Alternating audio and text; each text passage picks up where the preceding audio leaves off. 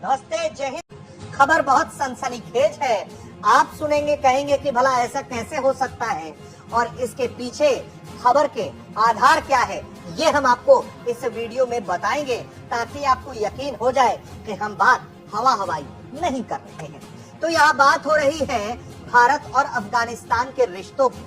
देखिए, उससे पहले आपको ये समझना पड़ेगा कि ये रिश्ते क्यों अच्छे होते चले जा रहे हैं।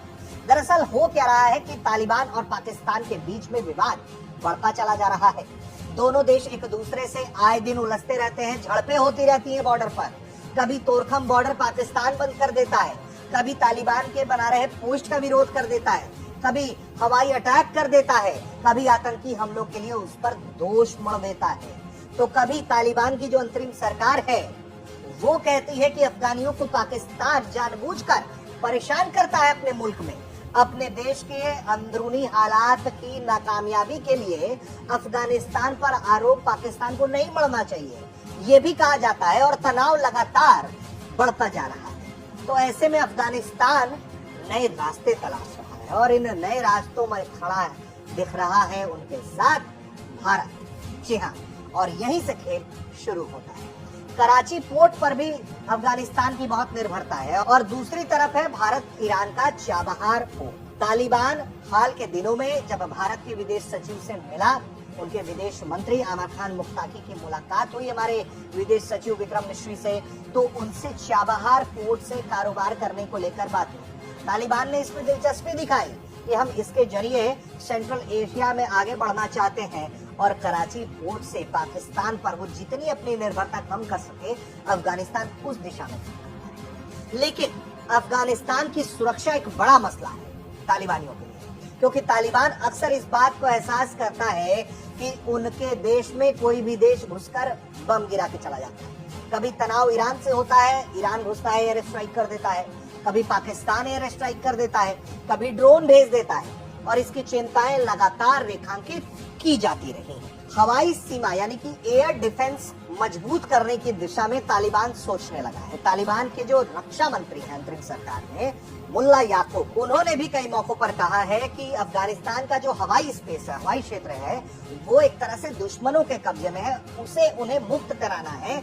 इसके लिए उन्हें नए हथियार चाहिए। इस विषय पर एक लेख लिखते हुए Saltzman Institute of War and Peace में associate research scholar Sibghatullah Ghaznavi लिखते हैं कि तालिबान के रक्षा मंत्रालय के रसद विभाग के प्रमुख ने रूस से वायु रक्षा प्रणाली खरीदने में रुचि व्यक्त की। हालांकि तालिबान की विविधता और तकनीकी बाधाओं को देखते हुए रूसी प्रणालियों को प्राप्त करना और उसका संचालन करना लगभग असंभव दिखता है। इसके विपरीत भारत द्वारा हाल ही में विकसित बहुत कम दूरी की वायु रक्षा प्रणाली तालिबान के सामने आने वाले ड्रोन खतरों के खिलाफ एक अधिक व्यवहारिक विकल्प हो सकता है। वह ऐसा इसलिए भी मानते हैं क्योंकि भारत के साथ जुड़ने पर अफगानिस्तान को कई फायदे हो सकते हैं।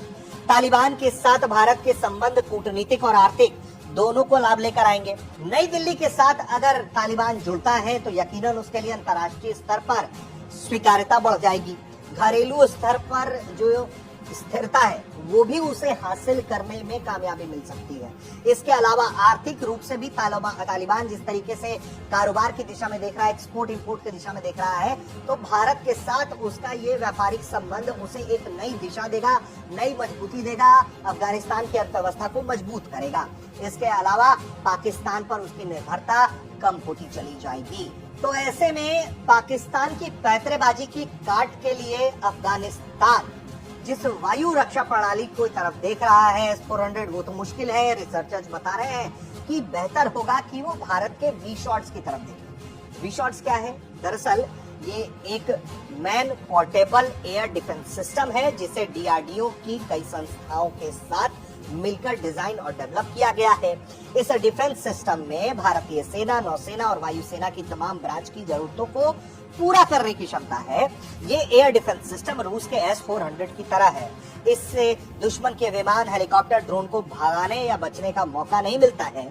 इस बहुत कम दूरी की वायु रक्षा प्रणाली की इस मिसाइल को दोहरी थ्रस्ट सॉलिड मोटर से संचालित किया जाता है। इसका उद्देश्य सीमित दूरी से कम ऊंचाई पर उड़ने वाले हवाई उपकरणों के खतरों को बेअसर करना है।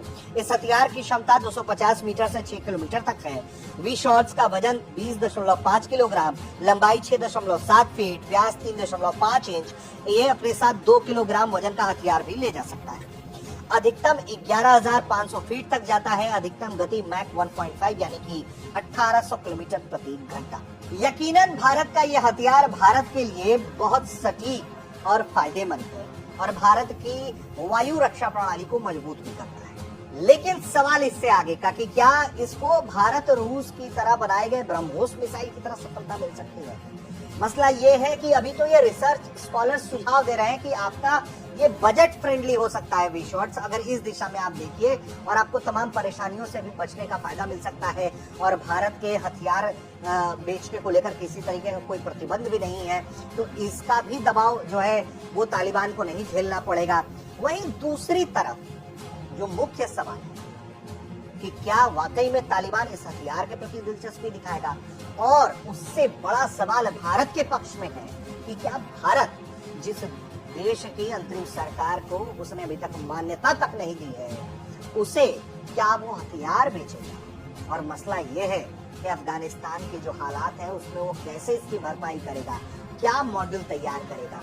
तो ये सब बहुत दिलचस्प हो जाता है जानना समझना। तो आगे इस विषय में हम चर्चा जारी रखेंगे।